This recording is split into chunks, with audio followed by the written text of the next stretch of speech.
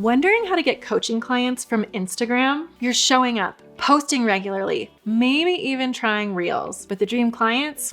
It's crickets. If that sounds familiar, you're probably missing a few key strategy shifts. In this episode, I'm showing you how to actually use Instagram for business to grow your coaching business without burning yourself out or sounding salesy. Be sure to stick around till the end because I'm revealing the most overlooked feature on Instagram that can help you build serious trust and convert followers into clients. Hey coach, I'm Moriah Riona, award-winning luxury brand designer, luxury branding coach, and the host of Super Bloom Coach podcast. And this is Super Bloom Coach Presents, the ultimate guide to starting your life coaching business. It's your step-by-step roadmap to building a beautiful, aligned, and successful coaching business. And today, we're diving into one of the biggest platforms for coaches, Instagram for your business, and how to use it to grow your audience and attract coaching clients without spending your whole life on the app. Before we get into it, make sure you download the free workbook that goes along with this entire series at mariahriona.com/workbook,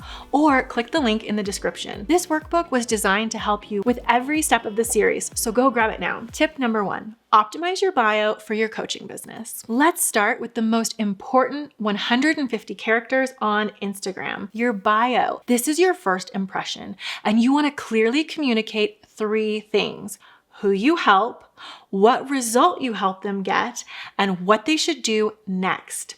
Most new coaches make the mistake of being too vague or trying to sound clever, but clarity always wins over clever. In fact, this is so important. I want you to commit to it right now. Type clarity over clever in the comments or DM it to me over on Instagram at Moriah Riona, because you want your dream client to read your bio and immediately think, she's talking to me. Now, let's talk about keywords. Instagram is now a searchable platform, just like Google or Pinterest.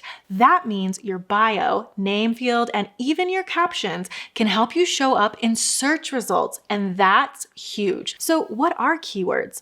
They're simply words and phrases your dream client would type into Instagram's search bar to find a coach like you. For example, instead of just writing your name in the name field, try confidence coach for women, or life coach for burnout recovery, or mindset and manifestation coach. To find your keywords, think about the transformation you help your clients achieve, the identity your clients are searching with, like busy moms, doctors, creatives, etc. What coaching results they're actively seeking. You can also search Instagram yourself. See what keywords other coaches are using in your niche and borrow what feels aligned. Pro tip: keywords help your content get discovered.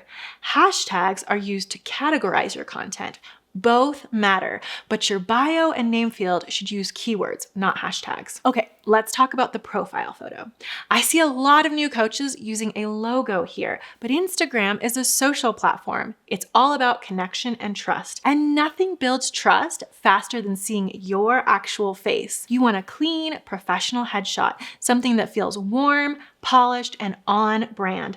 Think clear background, eye contact, and lighting that flatters you. And speaking of showing your face, make sure you're posting plenty of selfies on your feed too. People want to see you, not just your quotes or templates. That's something I go over in detail inside my course, Brilliant Social Brand, because when you're building a coaching business on social media, you are the brand. You can check out the link in the description if you want to learn more about building your own brilliant scroll-stopping brand. Tip number 2, use highlights like a mini website.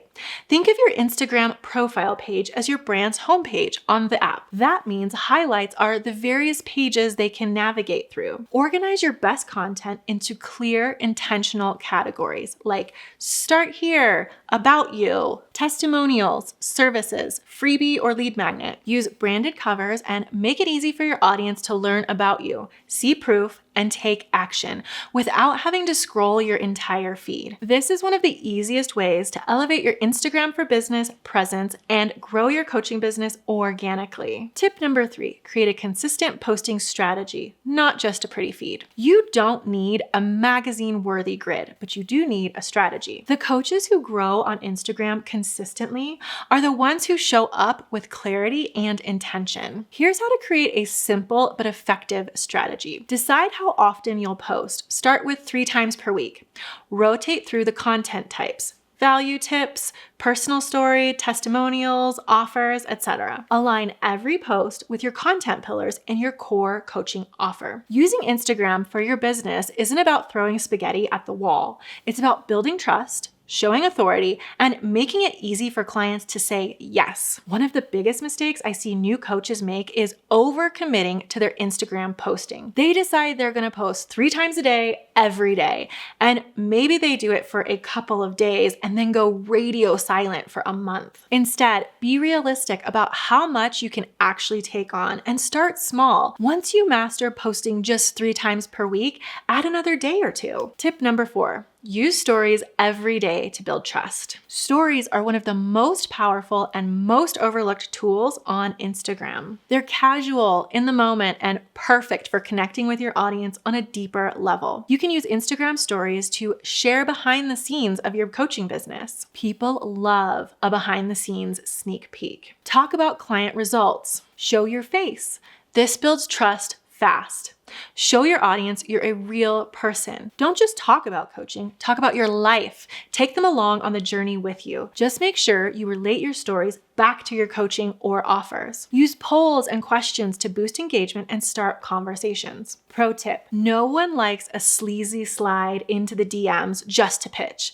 Have real conversations with people without trying to sell. One of the easiest ways to do this that coaches always overlook is to respond with a DM to people who engage with your poll stickers. This is so easy to do. You just open the story, see who has voted, click the comment icon next to them, and type a response. It's a great way to naturally start a conversation with someone who has already engaged with you. Remember, people buy from people they trust. Stories help you become that trusted voice. Tip number 5, engage like a human, not a bot. One of the most powerful ways to grow your coaching business on Instagram isn't posting more, it's engaging better. Like I tell my students, you don't need to go viral. You need to be visible to the right people. Using Instagram for your business is not about being popular. It's about being profitable. If you're being honest with yourself as a small business owner, that's really the only metric that matters. So stop worrying about likes or follower counts and start connecting with people. Instagram is a relationship building platform. And if you want clients, you need to start treating it that way. So what does that look like in practice? Respond to DMs thoughtfully. This one sounds obvious, but most new coaches either ignore DMs or treat them like spammy sales conversations. Don't do that. When someone messages you, reply like you would to a new friend. Be helpful, ask a follow-up question, invite them to keep the conversation going. When it feels natural, you can mention how you work with clients or ask if they want more info, but don't lead with the pitch. Lead with service. Bonus tip: I love to use voice messages in the DMs. It feels more personal and helps build connection faster. Number 2, comment intentionally on other people's content. Want to show up in your dream client's world? Go engage in theirs. Make a list of 10 to 20 dream clients or aligned accounts and set aside 10 to 15 minutes a day to watch their stories and reply or engage. Comment meaningfully on their posts, not just emojis or love this. Actually say something valuable. Celebrate their wins or share your perspective. This kind of intentional engagement gets you on their radar and it makes your name familiar when they eventually see your content. Number 3, follow up with your engagers. Here's a strategy I teach inside a brilliant social brand. It's simple, but so effective. Every week, go back through your comments and DMs. Reach out to the people who have engaged with you. Say something like, "Hey, I saw you commented on my post about confidence breakthroughs. Just wanted to say thanks for being a part of the conversation. Are you a coach too?" Or, "I noticed you downloaded my free workbook. How's it going so far? Anything you're stuck on?" These light touches build trust. They show you're paying paying attention, and often they open the door to deeper conversations and clients. Here's the bottom line. You don't need a huge following to get coaching clients on Instagram. You need real relationships, and that starts by engaging like a human, not a bot. Okay, here's your next step. Pick one of today's tips, whether it's updating your bio, creating new highlights, or planning out next week's content, and take action on it within the next 24 hours. Then leave a comment and let me know you've done it. I want to cheer you on. And hey, if this episode gave you a new perspective on how to use Instagram for your business, would you take just a second to like this video on YouTube or leave a review on Apple Podcasts? It lets me know you love this content and it helps me reach more incredible coaches just like you. Also, make sure you download the free workbook at mariahriona.com/workbook to map out your content strategy and start turning followers into clients. In tomorrow's episode, we're talking content marketing for coaches, and I'm going to help you decide, should you start a blog, a YouTube channel, or a podcast, or all three? If you're ready to create content that works for you while you sleep, you don't want to miss this.